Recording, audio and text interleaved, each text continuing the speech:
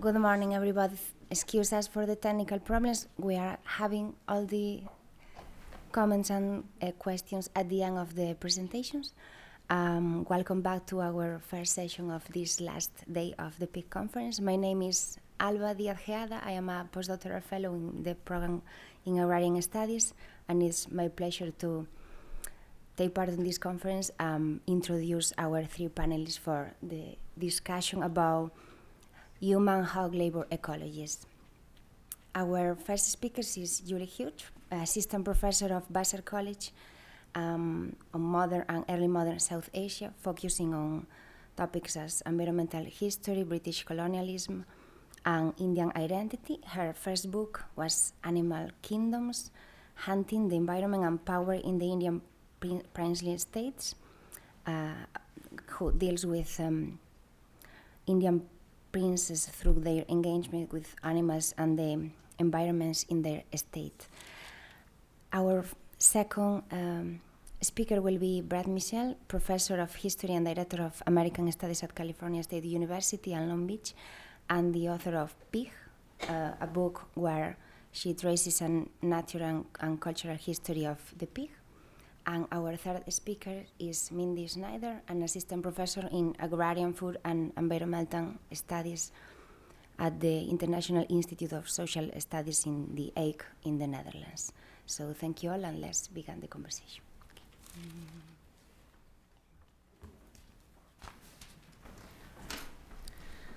All right. Can you hear me well? Is this about the right place? Excellent. All right. Okay, now one question. I found the keyboard. We're good. Okay. All right. So let me just get started. We'll dive right in. Dotted with man-made lakes, irrigated fields, and the rugged semi-arid peaks of the Aravalli Range, Mewar state was prime pig country in the 18th, 19th, and early 20th centuries. The state's Sisodia Rajput rulers and their nobles celebrated local boar for their succulent flesh, robust size, and defiant character. Pig hunting parties were regular affairs. Boar were driven by beaters or baited with popcorn and sweets, chased down on horseback, shot with rifles, or tackled on foot with katars, which is a kind of a punching style of knife. At the same time, peasants ranging from sharecroppers and laborers through the privileged rentier classes experienced boar as agricultural pests and only occasionally as pork, and usually as poached. Struggling to protect their livelihoods, peasants guarded their crops and petitioned landlords, tax collectors, and their prince, while richer peasants and proprietors fortified their fields and deflected most of their losses as much as they could onto their tenants.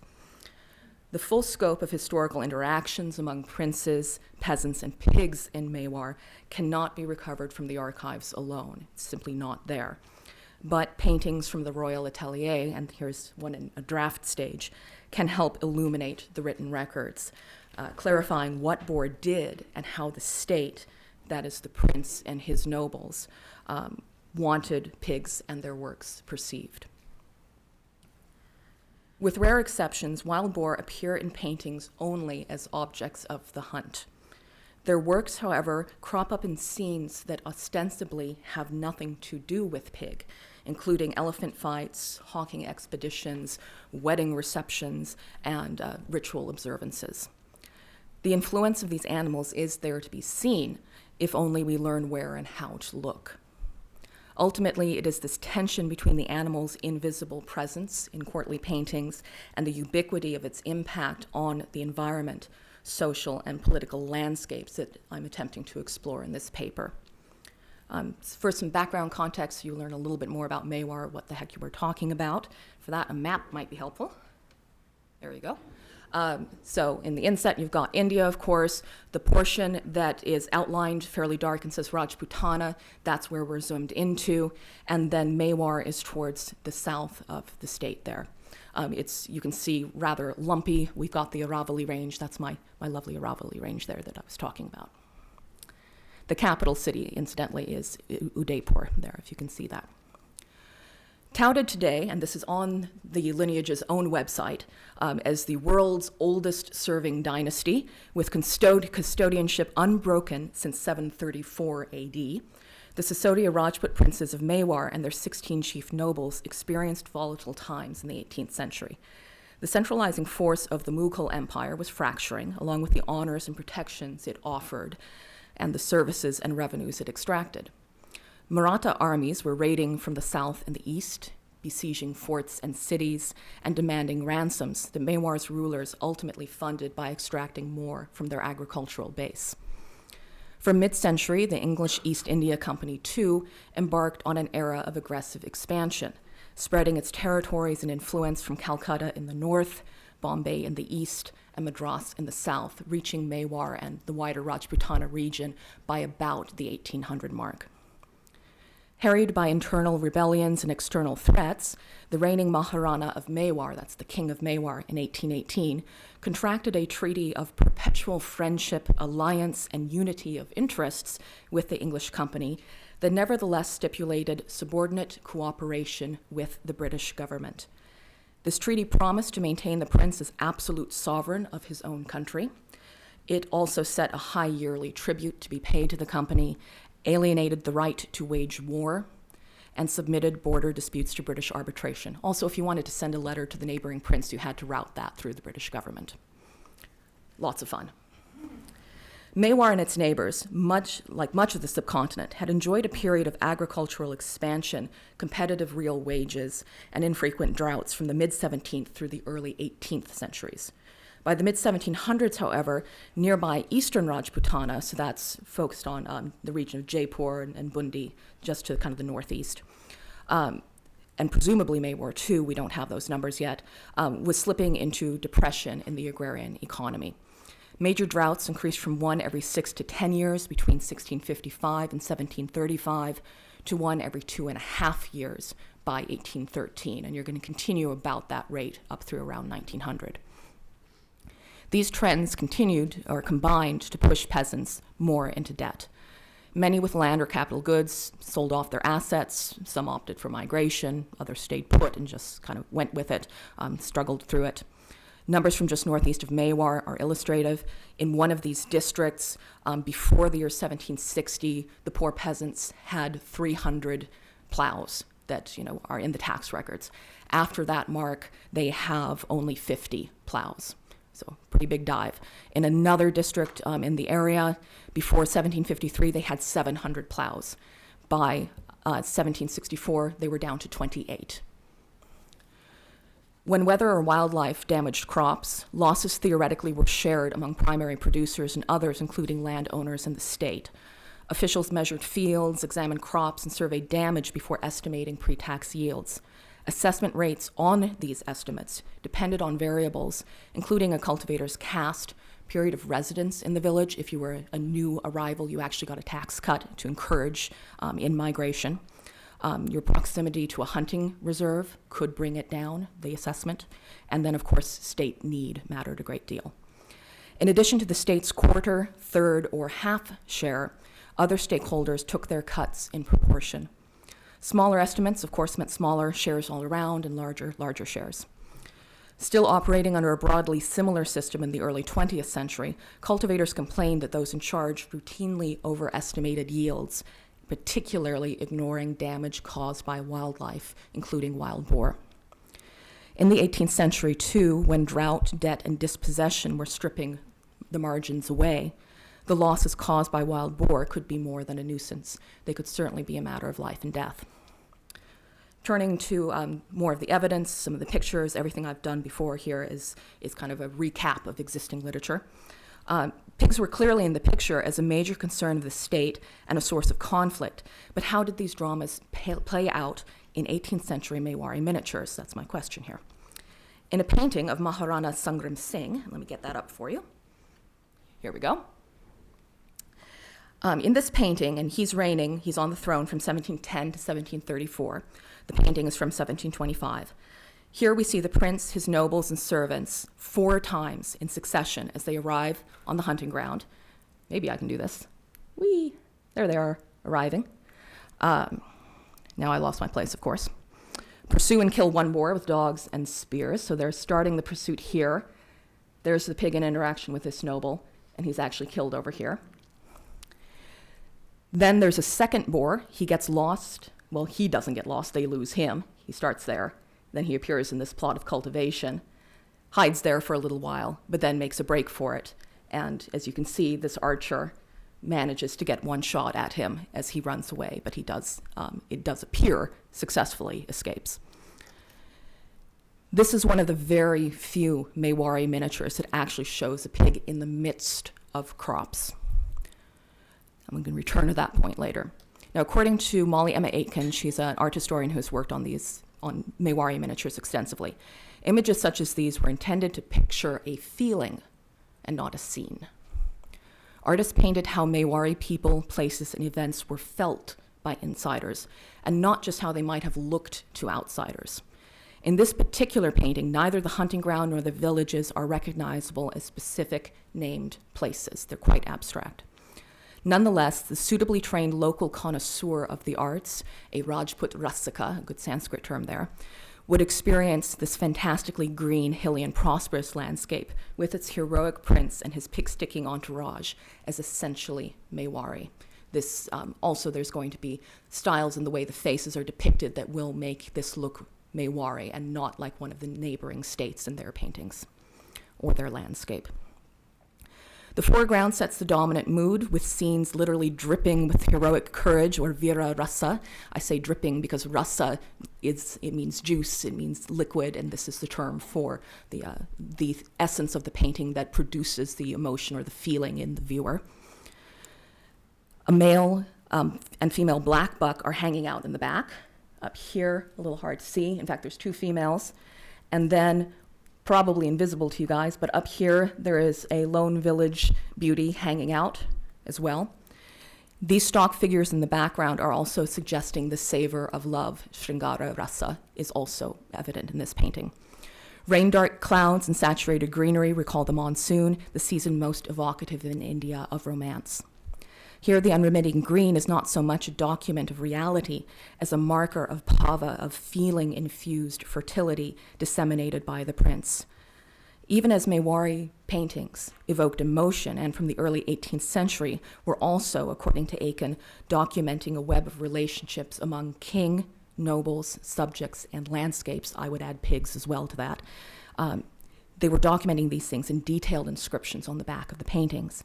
Nevertheless, the political function was to praise a thriving kingdom and its worthy king. So we're getting this interesting mixture of feeling, of documentation, and then idealism.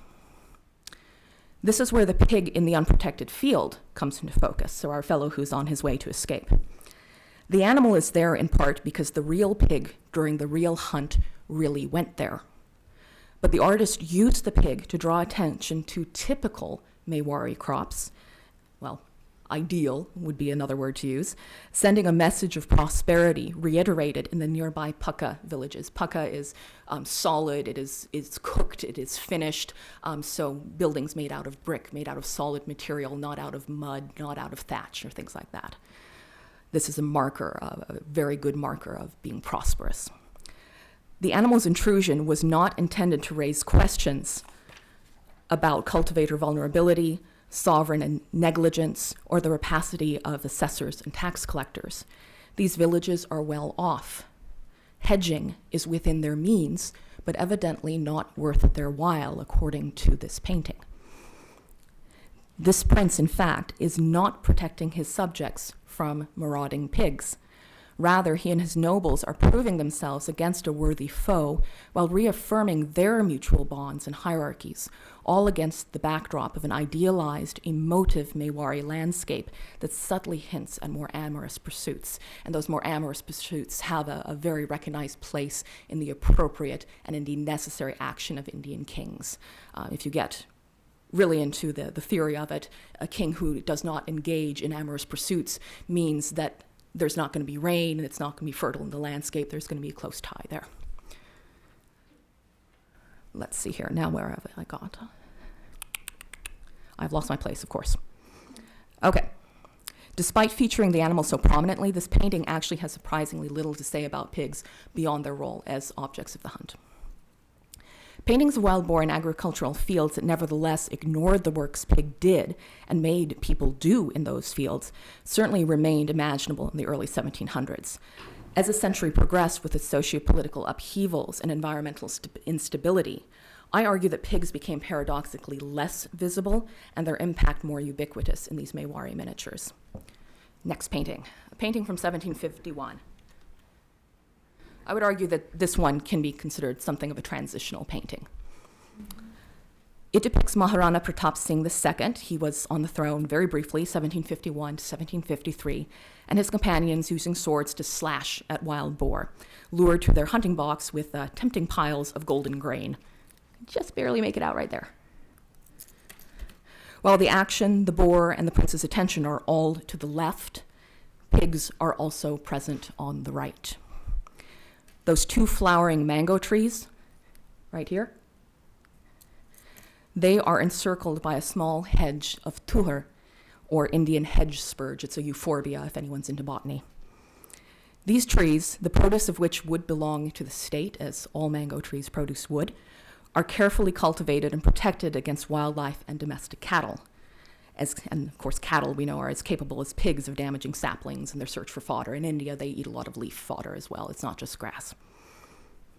This is not a vignette of the prince protecting his subjects' crops, but it may reference the prince's cultivation of his own interests and his own pleasures. These are mango trees, after all, and nothing's better than a mango. The juxtaposition of pigs on the left and anti-pig works on the right makes it likely that Mewari connoisseurs would have felt wild boar throughout this image. I don't think that this one is an accident. We'll see tuhar, that plant, a little more close up in a moment. There are no wild boar, however, in the next painting, Shiva and Dayal's 1744 miniature. Oh, there's tuhar, by the way. That spiky green stuff. Lovely stuff. It's also used to augment fortifications, which is what it's doing here. Okay, there's Shiva and Dayal's painting. So this is Shiva and Dayal's 1744 miniature of Maharana Jagat Singh II, 1734 to 51. He's out hawking near his capital city of Udaipur.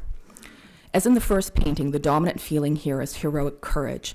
The background of romance, however, is supplanted, I would argue, by mirth or humor. Up in the corner, there, we've got a rider being thrown from his horse, and this is something you're going to laugh at. You're not going to feel sorry for him. This is, poor horsemanship. This is a comic figure. There's a couple other hints that comedy is the underlying thing in this image. Likewise, this painting stresses the interrelations of kings, nobles, and subjects and landscapes, while also reaffirming hierarchies, even reifying those hierarchies, and gesturing towards an idealized Mewari prosperity. Here, it's less generalized and more likely to map onto a specific named location, particularly looking at that field bisected by the stream. Finally, as the party proceeds around the frame, this is another sequential one. We recognize several of the sequential scenes. You have arrival at the hunting grounds, which is they're marching up here. You have the pursuit of the prey, which is happening here and concluding here with the capture of the hawk catches one of the crane. Then they proceed down here, have a feast, and then a formal darbar. That's kind of a court thing. In our previous image, the 1725, these two scenes were collapsed. Then there's this odd little scene here, which seems to be happening before this scene, certainly, where there's a bit of a conference on this rocky outcropping over the field. This well-watered field dominating the center of the painting, for me, it draws the eye with its swath of negative green space. The ripening grain here is evenly grown and lush, and I'm going to zoom in on it for you. There are no blanks in here. It's perfectly full. Around the field, there's an unbroken hedge of thorny, robust tuhar. The artist missed a spot right there. Please ignore that. This is precisely in this, where this tuhar is. This is precisely where the wild boar are, or rather aren't, in this image. Living fences like this helped keep pigs and other wildlife at bay with little cost up front. Native tuhar and naturalized prickly pear, another favorite hedge plant, grew in the wild and propagated easily. But like any other living fence, they required constant maintenance. Besides, they were a long-term investment. Most hedge species required several years of growth before becoming functional. Not everyone could afford the time or labor, nor could all reasonably expect to reap the benefits of something coming so far in the future. Certainly not in the 1700s. Nevertheless, hedges or mud and stone walls for the better off were the state's preferred solution, far preferable to letting their peasants go after their boar and trying to kill them. As Maharana Fateh Singh, and he's on the throne 1884 to 1921, quite later, as he reminded his subjects in 1921, incidentally when his subjects were going after his pig and really complaining about them, he said, near the city and everywhere there are enclosures. Throughout the area of Girwa there are also enclosures. From the earliest times, the system of enclosure has come down. You too, instead of killing my pigs, right? You too can put up a double, treble, good and strong hedge. Thorny hedges of tur, or walls, appear also around village compounds, palace gardens, and noblemen's properties, and several other 18th century paintings. But so far as I have been able to determine, fields are only shown twice more, once in 1868 and then again in 1916. So both of those outside are 1700s, obviously. The 1868 painting, there you go. 5 minutes, okay. The 1868 painting shows Maharana Shampoo Singh, he's 1861 to 74, touring the countryside on the occasion of the Mewari New Year during the rainy month of Shravan. It depicts 3 fully hedged fields. One of them does involve tur. The others, I'm not sure what this brown stuff is meant to represent, but surely something nice and dense and thorny. So this field here is the one that also has tur around the edges. You'll have to trust me. When you can see it closer, then you can make out the plant. It also shows several figures seated in raised platforms, ready to drive away any animal that nevertheless got in. Here's one of them. My hand's not very steady, is it? There's another, and there's a third. So each field has its own platform. The painters in Mewar's Royal Atelier clearly knew that living hedge fences were a deterrent, not a fail-safe. The perfection of these fields in their fertility, enclosure, and their cultivator's scope for vigilance was an idealized portrait of Mewar itself. This is certainly not reality. This is what the state would like things to be. Pigs, it would seem, have no place in this landscape, although in paintings documenting other, more appropriate occasions, tiger hunts, for example, the animals, pigs, are shown in some of these very same hills that we see here. And this is a very specifically realized painting from these hills. I can tell you exactly which some of these are. They're on the outskirts of Udaipur. Here's the city palace, which still stands. It's a great place to go and visit. It's gorgeous. This is Machla and Tikalia Magras, and it has a little tiny fort up on the top called Eklingar, which would probably 2 or 3 times over fit in this room. It's ridiculously tiny. This is probably Banki Magra, and this one, I didn't look it up, but I know from the landscape which one it is. So these are real places. This is not, however, a perfect representation, quote, of objective reality, because to get this to actually fit the landscape of Mewar, you would have to transpose the image, and then we would be standing in the middle of the lake instead of out in the landscape. So they're not going for perfect objective reality or perspective, anything like that. They're going for recognizability of the scene, and the feeling is so much more important than, quote, accuracy is. The 1916 painting, the next one, the final one actually, here it is, much simpler. It's quite reminiscent, actually, I would say, of that 1725 one where we started, in the way it's abstracting the Mewari landscape. This shows a maddened elephant. His name was Gaj Nayak. This means elephant hero. He's breaching a prickly pear hedge. It's unclear if this hedge was meant to recall the presence of wild boar in the landscape or not. The painting is primarily about the elephant and the alternating sensations or feelings of wonder, horror, and heroism involved in the scenes of its fury and submission. And horror is definitely here, if you didn't notice. That fellow's being gored to death, right?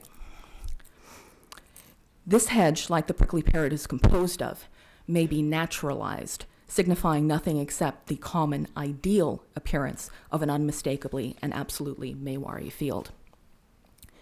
The concept of the naturalized, I'm playing around with this, I think it might be useful here.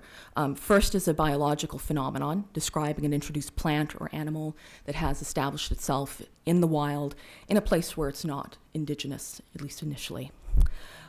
Second is a category of citizenship, describing a foreigner transformed by governmental powers and processes into one that belongs.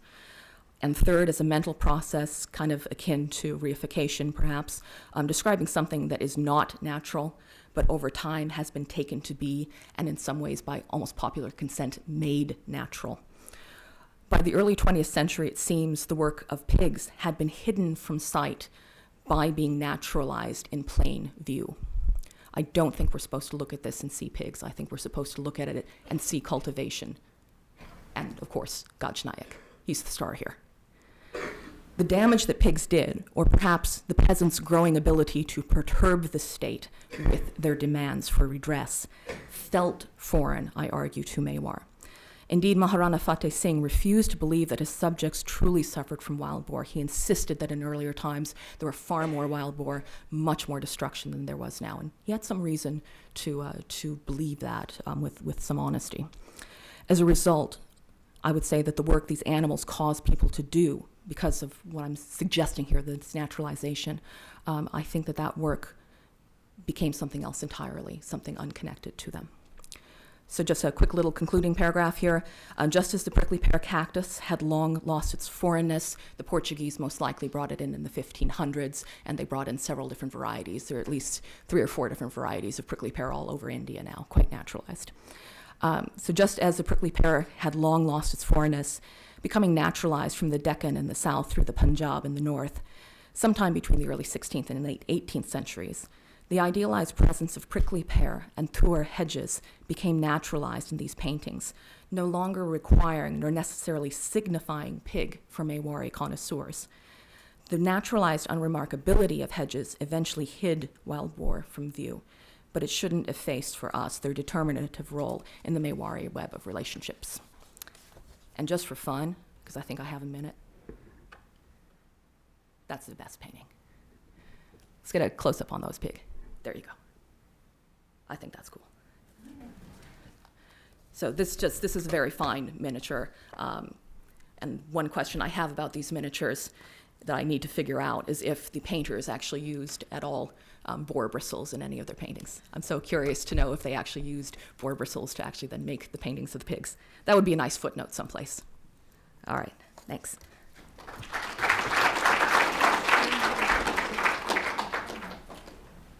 right. Here we go. Great. And fix that. So it's been a great pleasure to be here with so many old and new friends. And I want to thank again all the organizers of the conference and to Yale for having this. This has been a really kind of wonderful weekend. And the work I'm doing today is an extension of the material that's in my 2011 Reaction Animal Series book, Pig. And I want to talk about labor in a slightly different way, I think, than probably was intended by the nature of the description of this panel on labor ecologies, and think about some really contemporary issues surrounding the labor of bacon mania in American culture. In fact, I was even watching sports last night, and there were all these really weird ads about bacon on television during college football games. So I'll begin with this. One of the things I think most of us here know is that pork consumption has long been a useful lens into race, region, and class. You can see here how these parts of the pig are linked with different racial and ethnic groups, like the British or African Americans in this case. But the recent bacon mania is as much cultural as it is culinary. And I think it's worth the attention of animal studies scholars and activists because it highlights both our successes and challenges in changing attitudes about and practices involving the production and killing of pigs. While a significant number of animal studies scholars do not consume bacon, although I am very curious about people's thoughts about vegetarian and vegan bacon substitutes, as well as the often cited claim that bacon is kryptonite or a gateway drug that lures vegetarians and vegans back into meat eating, I would like to suggest that it's still worth thinking about what bacon signifies in our late capitalist, social media-driven consumer culture when a bacon equality sign can be mobilized in struggles for marriage equality, for example. Bacon production and consumption, and what I like to call the bacon culture that largely erases the former in celebrating the latter, serves as a useful way into a number of issues in contemporary American culture, including factory farming, animal exploitation, and environmental destruction on the production side, and the implications of meat eating structured by race, gender, and class on individual and public health in our fast food nation. I will not be able to talk about all of this in a short presentation today, of course, but thankfully many of these issues are familiar to this audience. It's actually really great to be at a conference where we all know a lot of the same stuff, which is really kind of wonderful. Instead, I would like to talk about how bacon has become so ubiquitous. This is the Bacon and Beer Festival ad from Boston. How the celebration of bacon reflects and produces ideas about class and gender, and about how this bacon mania ultimately works to make pigs disappear behind their end products, furthering the distance between human and non-human animals in the production of meat, an arena where, as Anat Pick has recently noted, relations of power operate in their exemplary purity, that is, operate with the fewest moral or material obstacles. I'd like to suggest we need to combat the cultural erasure of the fact that pigs are bacon is pigs, contesting the culture of meat and the backlash against vegetarianism and veganism with the level of consumption as well as production. And I particularly like this image. This is the only one I've ever found where the look of bacon is transposed onto the outside of the body of a pig. It's a really interesting image there. So in my history of the complex human-pig relationship in my book Pig in 2011, I wrote about the renewed interest of pigs and pork in the American culinary community and American popular culture. Unbeknownst to most, however, the celebration of pork in modern America actually has substantial historical roots. In the 19th century, pork consumption was so prevalent that Dr. John S. Wilson of Columbus, Georgia wrote, quote, "The United States of America might properly be called the Great Hog-Eating Confederacy or the Republic of Porkdom," unquote. He noted, quote, "So far as meat is concerned, it is fat bacon and pork only, and that continually, morning, noon, and night for all classes, sexes, ages, and conditions," unquote. Connections between Americans and pork, between pork and the nation, where today's backlash is more about the individual, were made visible in the porcinograph, an 1876 map of the United States in the shape of a pig. I love the fact that Cuba is a little sausage there. And in an 1884 map that used pigs to illustrate the nicknames of the states, produced by H.W. Hill and Company of Decatur, Illinois. In the United States today, pork ranks third in per capita consumption behind chicken and beef, in part because of health concerns about pork, but mostly because of the success of factory farming and making chicken and beef more accessible and less expensive. Pork was especially demonized in the 1980s, and the industry, as we know, responded by turning pork into chicken, rebranding it as the other white meat in the face of 4% annual declines in pork consumption. Interestingly, the industry has now decided that pork is red meat again. They've rebranded pork, as you see here in this image, with the names of traditional cuts of steak, cuts of beef in this case, which is interesting.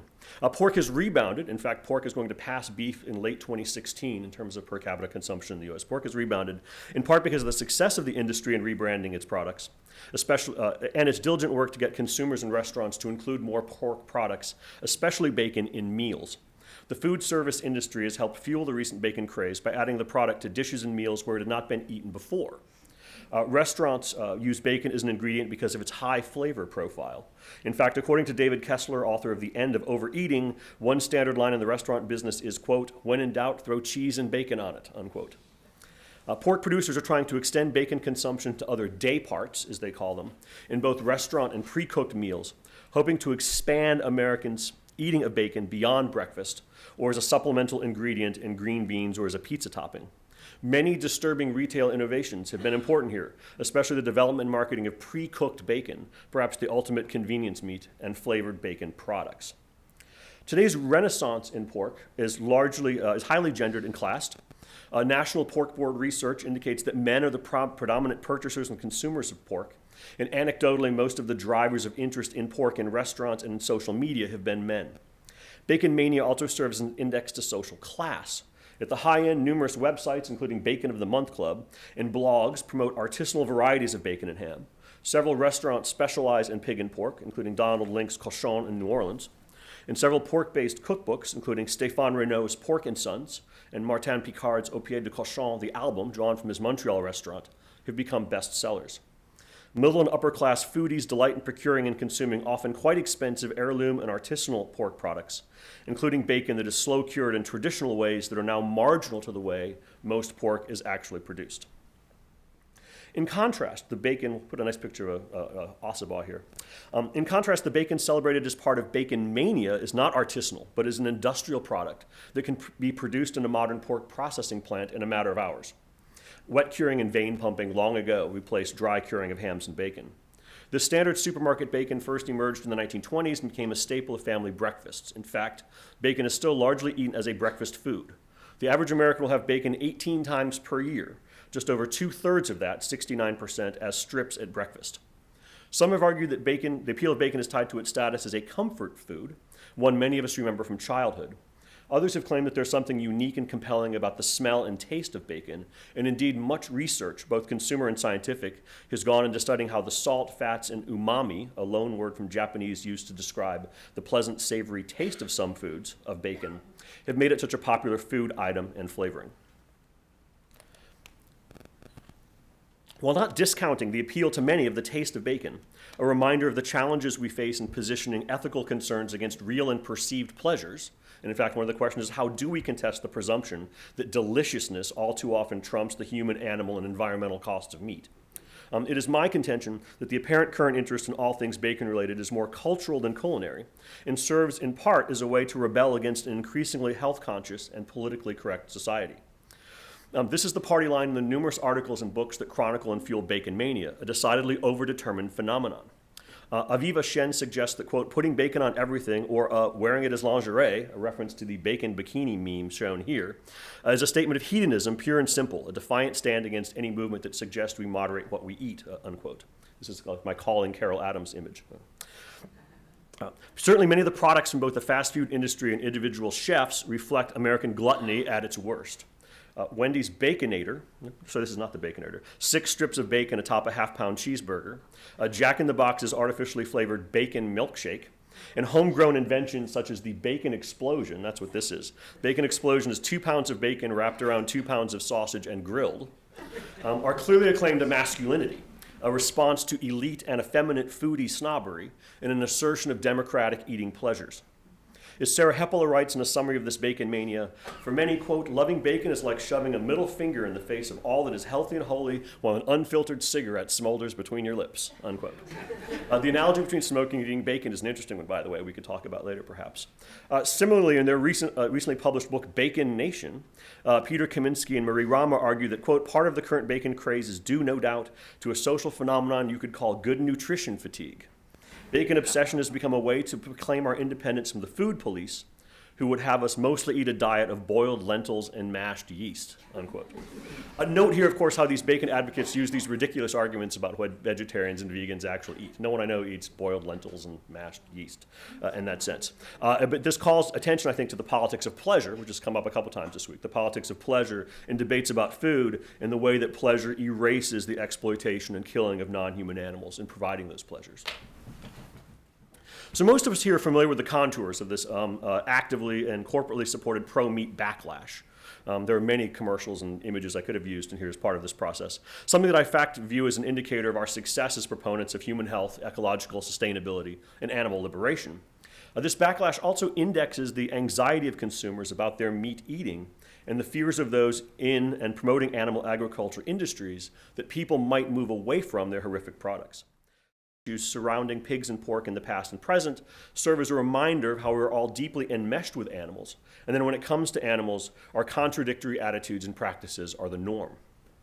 By paying attention to the power dynamics surrounding questions of visibility and invisibility, however, hopefully we can develop an understanding of pigs and other aspects of non-human nature that we're making history with that will prompt us to think beyond ourselves to include other species in both our imaginations and our material existence. After all, the goal of animal studies and new approaches to the presumed division between nature and culture should be to help us think differently and, more importantly, live differently with the animals with whom we co-create our world. Thanks.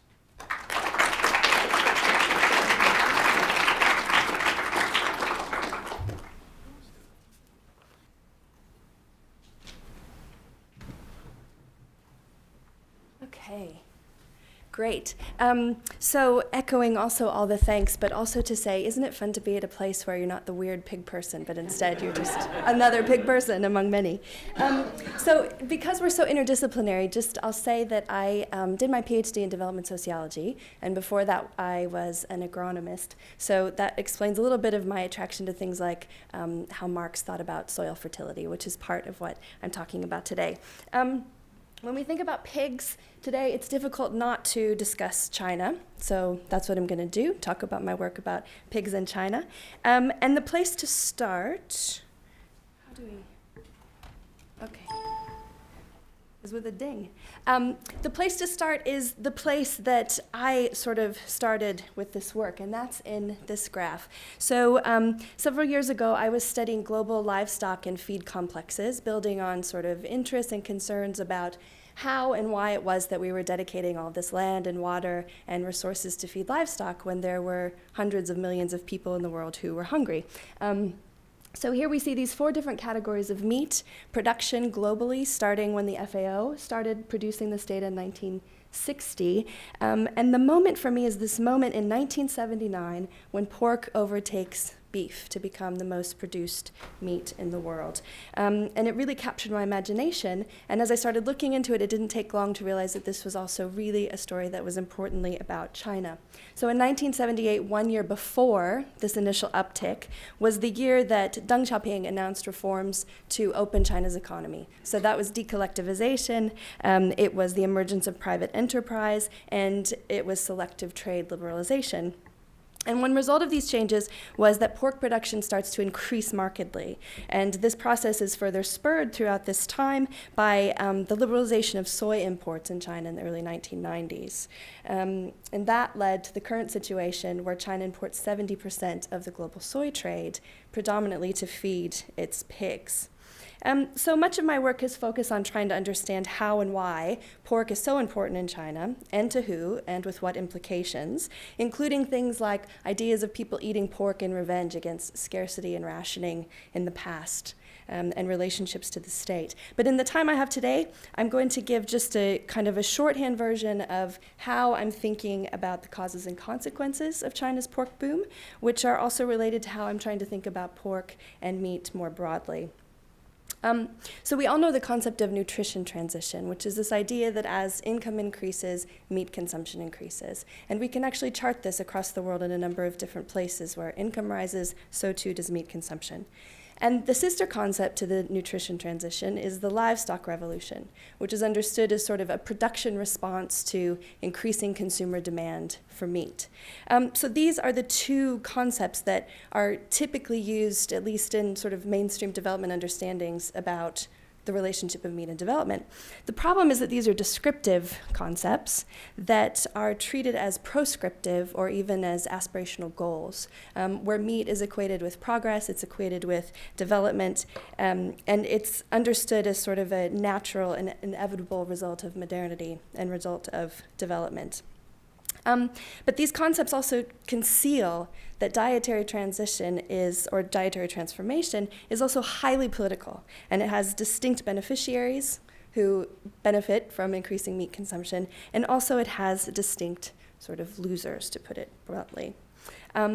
So in the work that I've done on China's meat revolution, I'm proposing this as sort of a different way to think about nutrition transition, that actually puts the politics and the power, who has the power in the distribution of the benefits and the harm of the food system, really at the center of the analysis. And in particular, I've looked at this, the relationship between increasing meat consumption and state legitimacy in China in the reform era, which I don't really have time to talk about here, except for to say that this industrial meat regime has been wildly successful in China throughout the reform era. So today, half the world's pork production, half the world's pork consumption, and half of the world's pigs are in China. And much of this is commodity pork produced using industrial methods. It's important to quickly note here that per capita meat consumption in China is still much less than it is in places like the United States and Western Europe, so as not to kind of overstate. We have to be very careful about thinking about inequalities also in a global scale. The paper that I submitted for the conference is trying to explore China's industrial meat regime using Marx's idea of metabolic rift. So just quickly to say what that is about. It turns out that Marx actually thought about ecology and ecological crisis, and he proposed this idea of metabolism, which he borrowed from soil scientists at the time. Metabolism was, for him, that human labor and human production was the embodiment of human-nature relations. So that humans, through our labor and production, we transform nature, and at the same time are ourselves transformed. That humans are part of nature, but our relations to non-human nature are socially mediated through the organization of labor or the mode of production. So Marx came to this idea trying to understand declining soil fertility in the 19th century in Britain. And he proposed that the reason for declining soil fertility had everything to do with capitalism and with the enclosures in particular. So people are moving off the land, moving into cities. What they take with them is soil nutrients in the form of their poop that instead of going back to the soil, instead becomes an urban sewage management disaster. So this is a rift in this soil nutrient cycle. And the second part of that was how grain also paralleled that movement of bodies, that grain holding soil nutrients follows people to the city, and instead of the nutrients in the grain going back to the soil, it again goes through human bodies and into urban sewage systems. So for Marx, the rift is about these disrupted cycles that are related to the increasing physical and social distance between food production and consumption, or a town-country division of labor, to put it in his words. And today, people use the metabolic rift more broadly to discuss ruptures in metabolic processes of systems. So I've been interested in a number of shifts or rifts or transformations since 1978 in China, both on their own and how they're related to each other. The first is this profound shift in value from pigs to commodity pork. So as we've learned, pigs were domesticated in China 6,000 to 7,000 years ago, and for millennia were raised as integral parts of crop livestock systems. But their value came from their manure production. Their manure was what fueled grain-based diets. And people really ate pork only once or twice a year. Today, however, the exchange value of commodity pork has largely displaced this use value of pigs. It's not complete, but that's the direction, right? The second shift, which is related, is about manure. So the use value of pigs, again, was derived from them being fertilizer factories on four legs, as Mao Zedong famously said. And it was this metabolic relation, perhaps, between pigs and the fueling of grain-based diets that was the source of value. Today, manure from industrial livestock operations, mostly pork but also chicken, is the #1 source of water pollution in China today. More than industry, more than factories. It's manure from industrial livestock operations. Part and parcel of this industrial form of production is the adoption of modern pig breeds. China's home to something like 100 indigenous pig breeds with a variety of locally adapted varieties, so that many places have their own kind of pig breed. Today, however, exotic breeds are displacing or even replacing those breeds. So a Ministry of Agriculture official I interviewed said that 90 to 95% of China's pork, which is again half of all the pork in the world, is produced from DLY pigs, Duroc landrace, and Yorkshire pigs. So this, again, is another profound shift.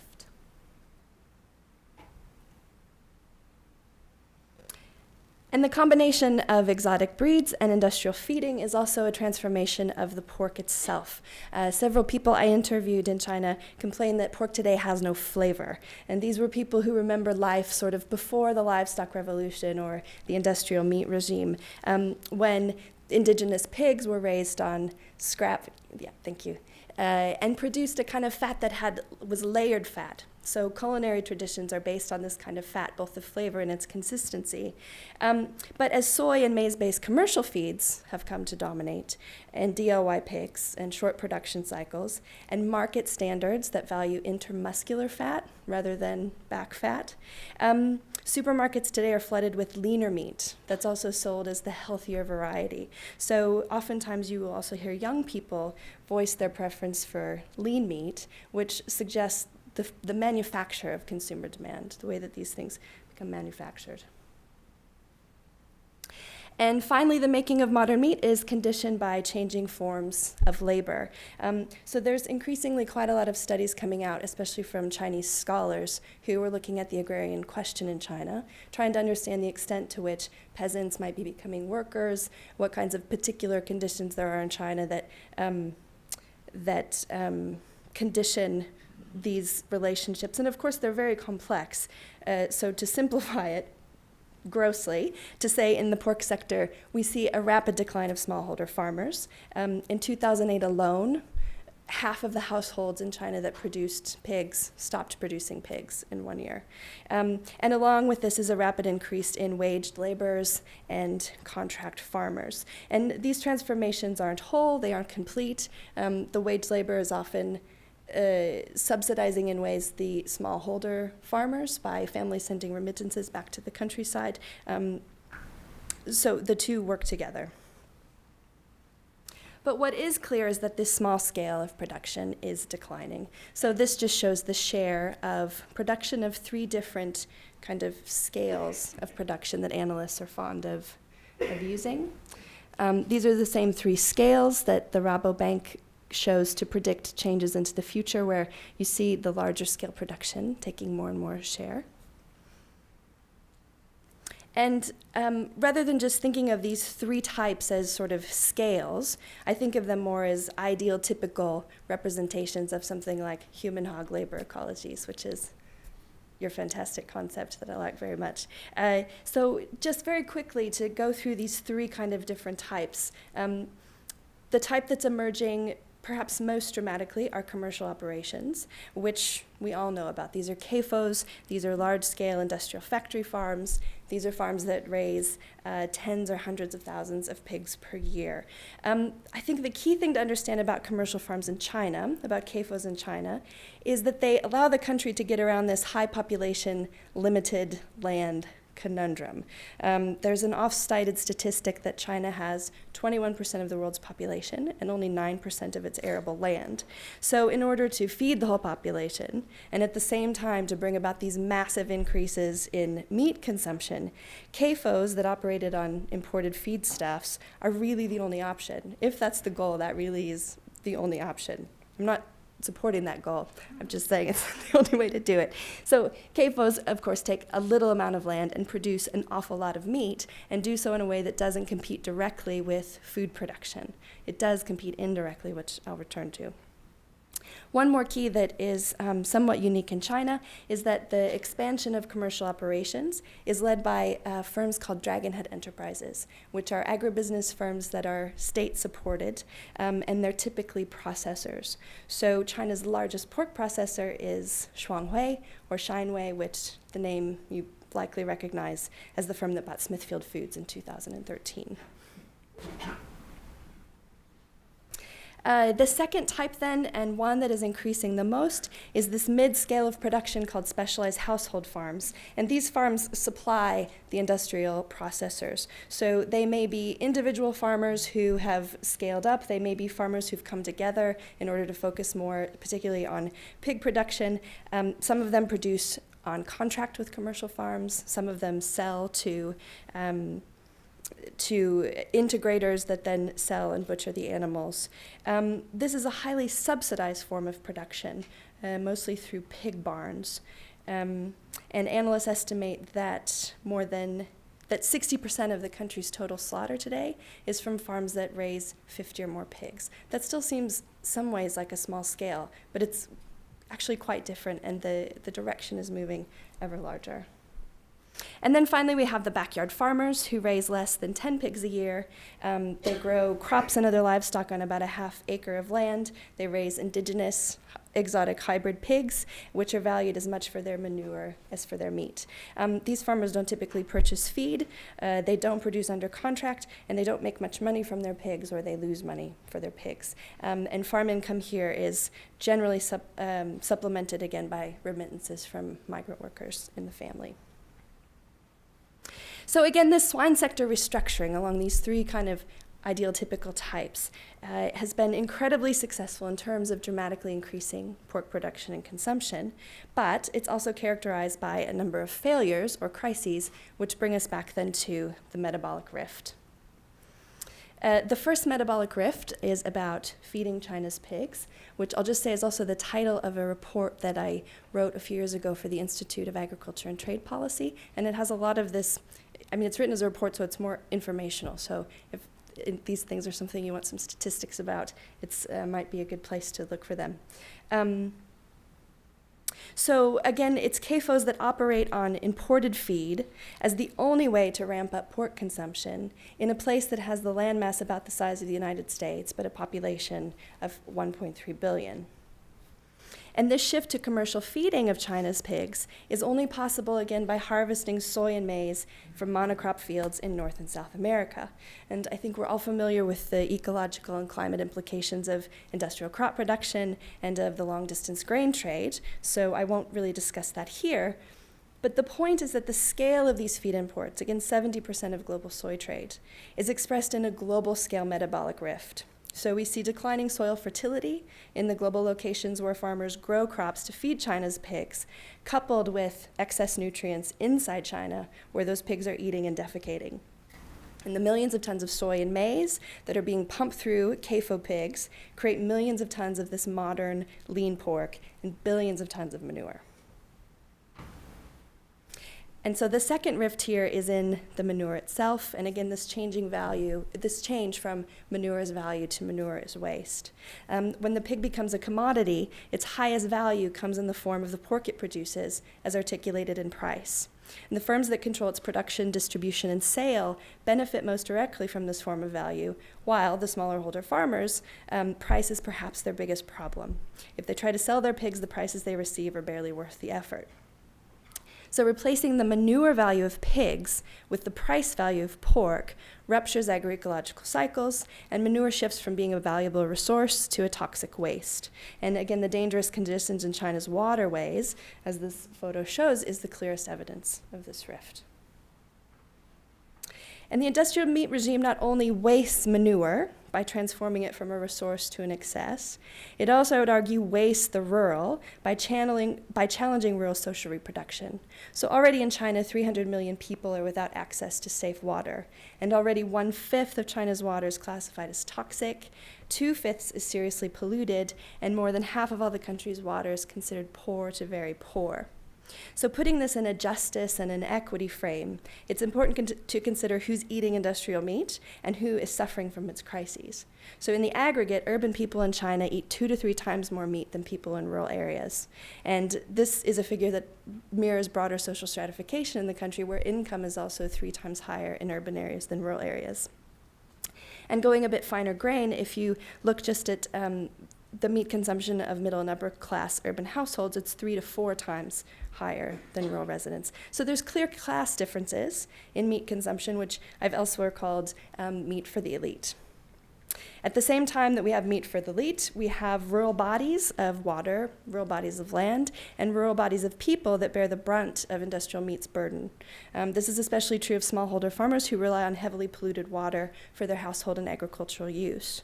And this is to say that underlying the elite, who are eating high on the hog, if we like, are rural people in spaces who may not be eating much at all, or who have their ability to produce for self-consumption or market consumption quite challenged by some of these socio-environmental crises.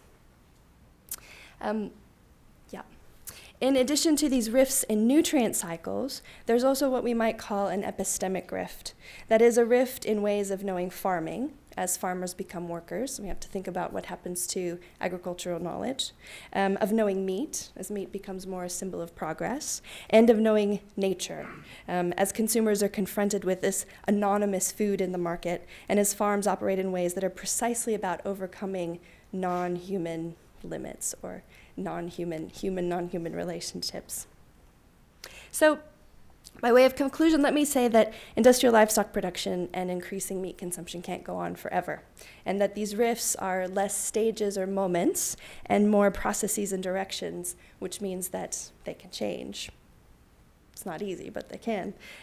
So I'm ending here on this more positive note of a farmer in Sichuan named Mr. Huang, who in this picture is cooking lunch. It's vegetables, but he's using fuel from his biogas digester. He has about 8 pigs, but they produce enough to provide cooking fuel and keep the lights on throughout the year. And there's a lot I could say about Mr. Huang. He's quite an inspiring guy, but I'm thinking of him here at the end of talking about the crises of industrial meat production because of the way he tries to operate in something like a value unity of manure and pigs, which this idea of value unity perhaps moves us in the opposite direction of a metabolic rift. Thanks.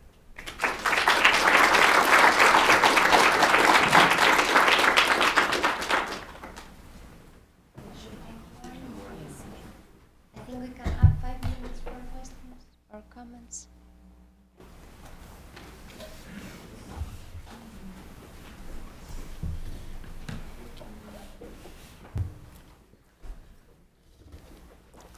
Spotlight.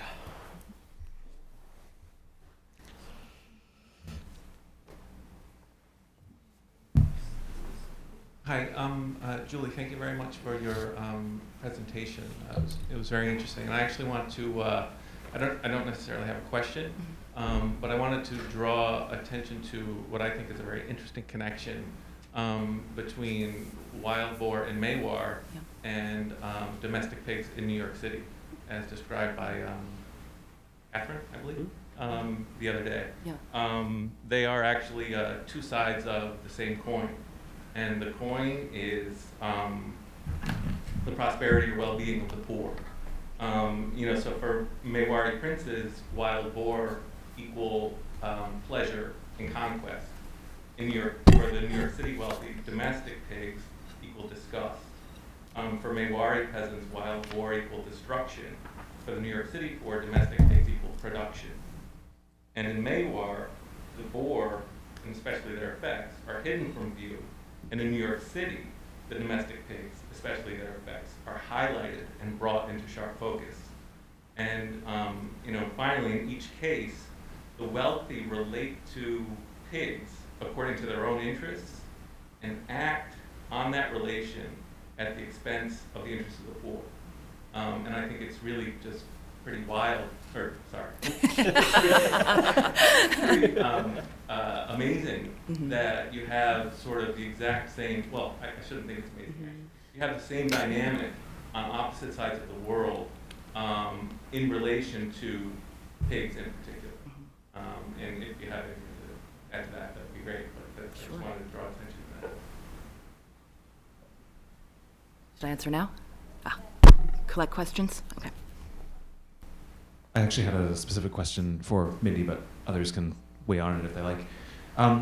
The FAO statistics on China's patterns of pork consumption and soy consumption, especially over the last 30 years. How much do you trust those statistics? To what degree do you think they reflect reality?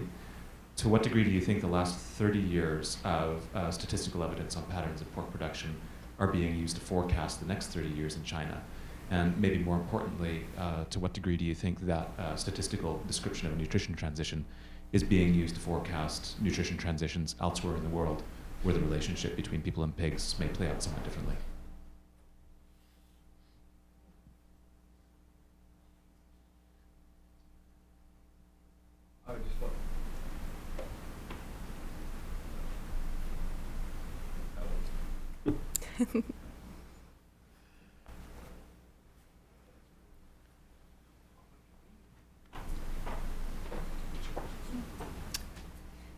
Answer the question.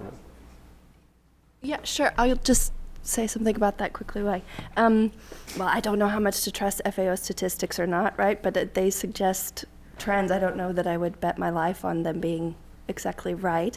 But in terms of production statistics now being used to predict this future growth and also this idea of the nutrition transition, I think it's really wrapped up in this normative idea of meat being progress and assumptions that this can just go on forever, right? I mean, that's what the Rabobank in their predictions to 2015 is, just ever increasing growth. And then there's some sort of faith in sort of science and technology that will cure these problems, that, you know, if we just internalize the externalities or something, all of this language that really just betrays kind of a faith that I think doesn't really allow us to look at these problems, which I think, are problems about environmental justice and social justice that, I mean, the nutrition transition and production figures precisely don't want to engage with because it messes up all the models. I just want to comment, as a comment for Mindi. I commend you on your presentation today, you know, on where things are at present, you know, with pork production. And I think it, you know, it really overviews with, you know, the grain usage and everything that goes, ships to China, and now with China purchasing Smithfield. You know, it's quite a thing that we all need to realize, that, you know, they're shifting their waste management and all this to the U.S. And, you know, it's a pretty wise decision by China to own the operations here, the feeds here, the waste is left here with their contaminated streams. So, you know, I appreciate you opening this up, you know, so that, you know, we have a broader idea of where we're at presently with the pork production.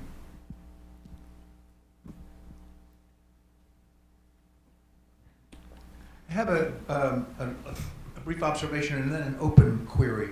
The observation is that historically, no Western city ever reproduced its population from demographic growth until about the mid-19th century or so. But that was never true for China. China's cities grew from population growth from within the city, because systematically, historically, the night soil was removed. It was a huge business to win the auction for the night soil to take it to the fields outside. So in that case, in a sense, the waste was recycled to fertilize the fields and not sort of left in sort of urban sewage systems or in watercourses. The other question, I guess I'd invite you all to talk about, is this question of diet and class. We, a long time ago, had a gentleman who's long since died, was the world's expert on the democratization of meat eating in Europe,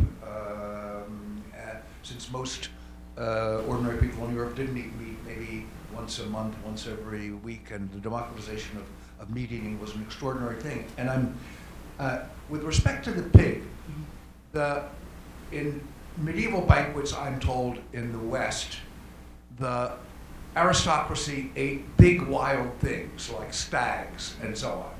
The next lowest table ate wild things that were smaller like pheasants and so on. And the lowest table ate barnyard animals. So there was, the bigger and the wilder it was, the higher status it was to eat. And it's interesting to figure out where the pig belongs in this stratification. And I think it kind of varies from culture to culture. And it's a kind of liminal, I think, in this respect, because it's kind of a household. It's liminally, unlike a stag, it's a quasi-household animal or potentially a household animal. And I remember the book Fan Shen at the beginning, which recounts the revolution in a Chinese village. And one of the scenes that I'll never forget at the beginning is, this is just before the village has its own revolution, and it's Chinese New Year, and peasants are walking by the landlord's house, and they smell pork dumplings. And they, of course, can never eat pork dumplings. And the revolution is beginning, they invade the house, push the landlord and his family aside and eat all the pork dumplings. And it's one of these sort of world turned upside down, like in the French Revolution, invading bourgeois restaurants that were called repas civiques, and you would sort of take over their plates, right, and finish their meals for them. So this question somehow of class and meat eating and the aspiration, it's not just that it tastes good, it's that consuming it places you as a kind of human being able to celebrate the great cultural rituals of your civilization. Anyway, I don't have anything.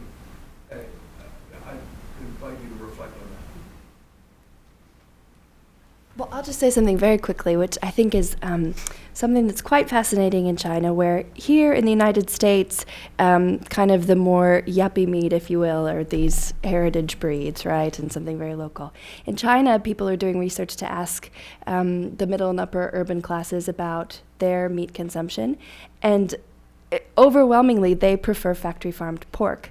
And I think that's because of great efforts gone to argue that this is the safest form of pork because it's easier to regulate, and with all the food safety scandals, even though these are the farms that are precisely responsible for the food safety scandals, they've been incredibly successful at selling this idea that modern pork is what middle and upper class consumers want because it's safer, because it's more easy to regulate, because it's also modern. So it's this inverse relationship in some ways with class. Yeah. And if you hang around a bunch of Rajputs today in India, or at least the ones I was interacting with, one of the kind of undertones that you keep hearing in terms of diet is a longing for wild boar meat, for teeter, which is pheasant, and occasionally also you'll hear blackbuck, which is an antelope, brought up. And some of these animals can be found on the market, and occasionally, somebody has even offered me some, poached wild boar meat when I was doing my research. So this is still very much something that is desired. And I think that your point that, an association with the wild is very much part of a factor for these individuals. And there's then a huge difference between, I've never, in all of these paintings that I can find a pig, I can never find a domestic pig, but there were domestic pig kept.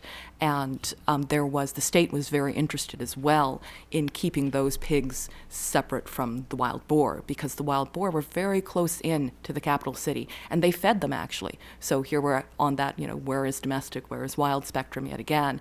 They were feeding them nightly, and very close by there were, domestic boar. And in another paper, I think we need a competition for who has the best phrase involving porcine. In a previous paper, I used porcine miscegenation, which I thought was pretty good.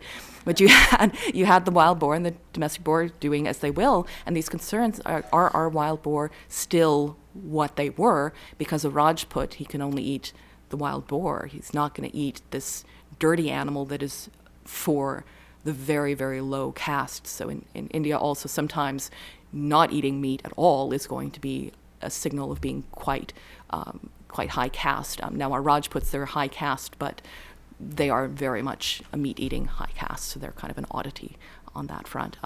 But should we have more? I would like to actually respond, but I can stop too now and do it later. Go ahead. Okay, great.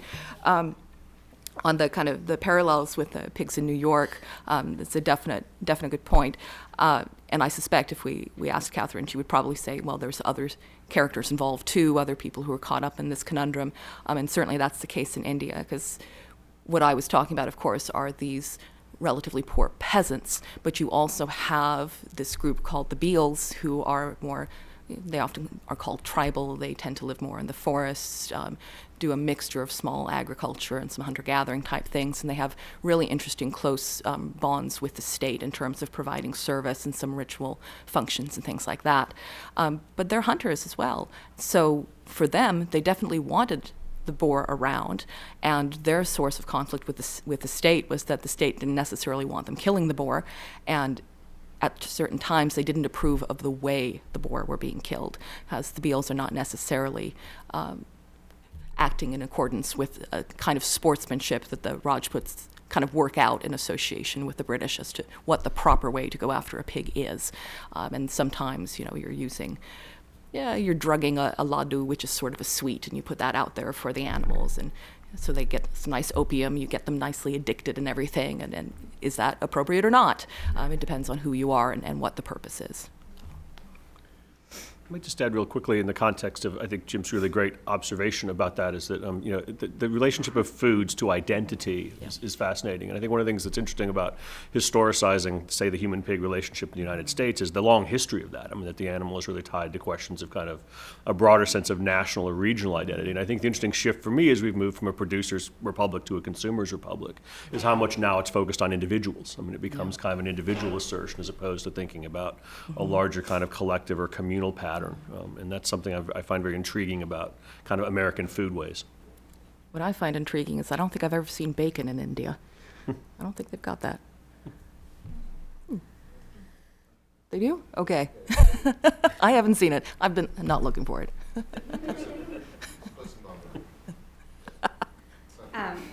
So, Brad, my question's for you, although I welcome input from anyone. So I'm struck by what seems to be the sort of heteronormative masculinity of the bacon fad, maybe exemplified by that image of like the Bacon seemingly hetero couple with the pig noses and the bacon loop slide. And so I'm wondering, is there a queer bacon fad at all? Yeah. Or is that like an really heteronormative masculinity that's being performed? I think it's really heteronormative, but I was intrigued by the idea that these marriage equality bacon stickers started popping up in California in the last year, and I was kind of like, what? And popping up on people's Facebook pages. So I'm sure it's out there, and I think if I dig far enough, I will find more of that. But there's very much, I think, this sense. I think we know this. I mentioned Carol Adams' work. I mean, there's a large sense, I think, of the role of this in playing, kind of a heteronormative kind of backlash piece. I mean, I think of that great, cheesy TV commercial where, men basically grab a minivan and throw it into the Los Angeles River, then stomp off to eat like a Carl's Jr. hamburger. So I think there's very much this kind of sense of of creating that. So it may be out there, and if if we can queer bacon in some ways, I'd love to know how to do it. Yeah. Where that is, and maybe Gabe knows. There's a book on pigs that you may not have read by a queer theorist by the name of Tim Dean, but it's Human Pigs, and the book is called Unlimited Intimacy. And I'll leave it at that. You're welcome to investigate the ways in which we could queer bacon precisely through that analytic. Okay. So one of the things I was struck by here is that in thinking back through the entirety of the weekend so far, the moment of most visceral revulsion that I've actually felt personally is in our kind of series of ghastly bacon products, many of which contain no bacon. Like I found the bacon lube and bacon condom like more viscerally like I wanted to look away than anything else we've seen. No, and that probably says something about me. I'm struck by something that I think Alex said to me the other day, maybe taking from Tim Pacarat, which is that the worst vegans are the ethical ones, and the best ones are like the ones driven by revulsion. And I wonder if we could think about that for a little bit, like precisely because we're also seeing a lot of like images of suffering throughout, and I suppose we're cycling back to Tim's. In my mind, I'm cycling back to some of Tim's writings on the politics of the visibility of violence. What does it say that that's the moment of revulsion, and that it's revulsion in some senses about a kind of performative masculinity that is in fact kind of soldered to like an incredible like artifice and artificiality, and then repugnant excess. Why is it that that's what gets me, and that the actual suffering of the animals at this point I'm somewhat sort of numbed to, because we had much more striking images of like animal suffering, of actual animal suffering in Mindy's presentation, and to not. I didn't show any animal suffering. Oh, we saw the yeah. All right. We did it. I showed water suffering. Okay. Well, people suffering. But there are pigs being slaughtered in things, right? So, can anyone walk through this process with me about how the actual sentiment of sort of like revulsion, we need maybe a politics of revulsion as well as a politics of study. I mean, the only thing that immediately comes to mind is Benjamin's discussion of like disgust tied to the touch, and there may be some interesting things about that. I mean, I guess I'm less involved in that with this project than thinking about the kind of the flip dynamic is that dynamic of pleasure, because there is this kind of trope that the pleasure and the flavor of bacon is like gives you a carte blanche to kind of override kinds of other types of aspects there, and so I don't know. I mean, I think there's a lot of interesting ways to think through it. I mean, one of the projects I'm working on is about the history of artificial flavoring, because I think it's kind of fascinating that how long we've had the ability to do these types of things and how that works. And there's something again about, you mentioned things being out of place. Dirt is matter out of place. There's something about that displacement, I think, of that animal that somehow is registering with us when it's been moved into a completely, non-natural realm, either with the flavorings or with the condoms or with the T-shirts or whatever. But I don't know. We need to think that through. I think there's a good set of issues there. I mean, for me, I had a similar reaction. I mean, that was, some of those were the most I wanted to look away from. And when I was asking myself, actually earlier, the same question that you're now asking, like why, I was actually wondering if some of it actually has to do with class and making judgments about that stuff struck me as being in very poor taste, as being kind of low class or something like that. And that's not maybe the prettiest reaction I was having, but I wonder if that's part of it, or caught up in the kitschiness of it, that it's, and also within that, nobody called it out, but there is, of course, the very bad pun. Somebody yesterday called out the word, pork, and so there was a very bad pun in that image that some of us may have been also reacting to. I always think in terms of puns, so that's part of the reason I was kind of groaning internally. So. I had to ask a question about the picture you showed of the Green River, which was clearly eutrophication, not just dead water, but dead all the life that's in the river, and that whole system being killed. So my question is, what is done with the feces that are from the commercially produced pigs? Is it methodically dried out and bagged and sold as fertilizer back to farmers? Well, a lot of different things happen. Sometimes it's just dumped into waterways, just dumped. That picture I took outside of a large-scale breeding operation, and I mean, you just see these rivers all over in rural China because there's big industrial farms all over. So sometimes manure is just dumped into waterways. Sometimes there are massive scale biodigesters that are a possibility. I mean, there are people working on handling this problem all the time. And there's quite a lot of focus on better regulating the industry. Just this year, a new environmental law came on that really came into effect that really put industrial livestock production at the center of regulation, trying to improve regulation. But I mean, we're talking about billions and billions of tons of manure. There's a point at which it's just too much, that even if you have biogas digesters, and commercial owners would tell me that they had all these different systems in place of drying it out and spreading it and sharing it with farms around, and still there was so much waste, urine and manure, that it just gets dumped in the water. So I would say that a number of things are happening with it. But I would say the only way to solve it is to stop producing so much damn pork. Stop here, but we can continue in the break. Thank you very much.